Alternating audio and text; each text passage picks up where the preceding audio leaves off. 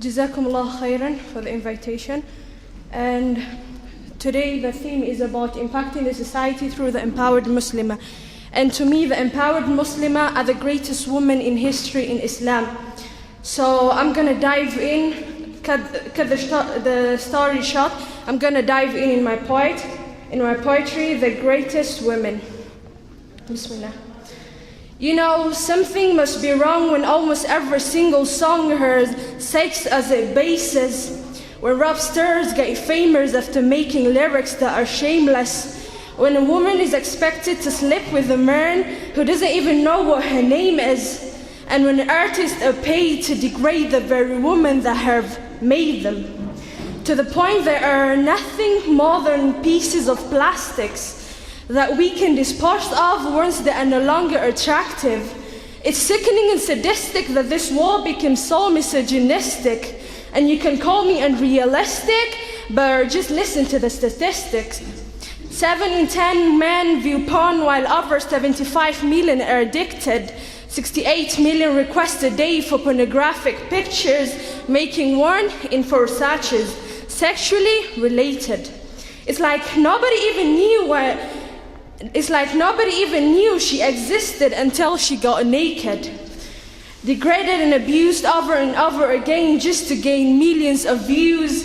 It's a shame we've subdued it to a definition of beauty which is so misconstrued as we judge each other's looks of Facebook likes, Instagram pictures to filter off what we really look like. See, we are so obsessed with our outside, we have slowly lost sight of who we really are in real life. I mean, it's sad to see so many teens lose their self-esteem, looking at these magazines, thinking they have to look like what they see. Please, you are worth much more than a 2D image on a screen. You are a living, breathing human being. If only you knew what you really mean.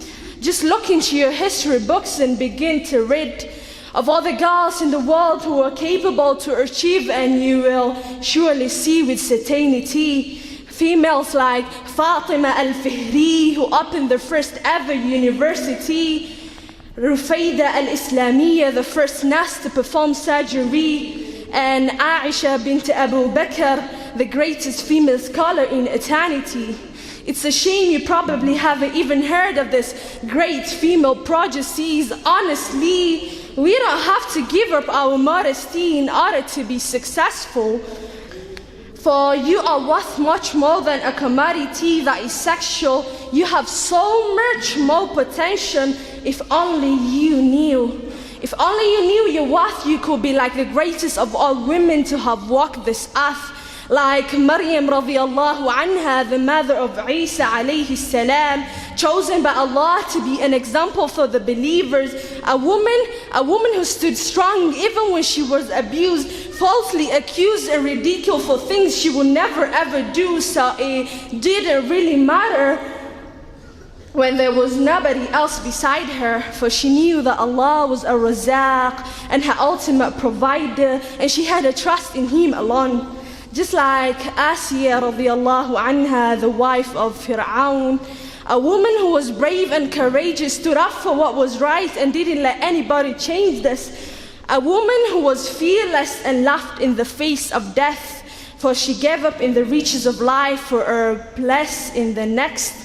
Next up, Khadija bint Khuwaylid radiallahu anha, the mother of the believers, a wealthy merchant who had nurtured the Prophet sallallahu alaihi wasallam for over 25 years. His first wife, the love of his life and the mother of his kids. She was the first to believe in him when nobody else ever did. She just is beyond any words that can make you understand.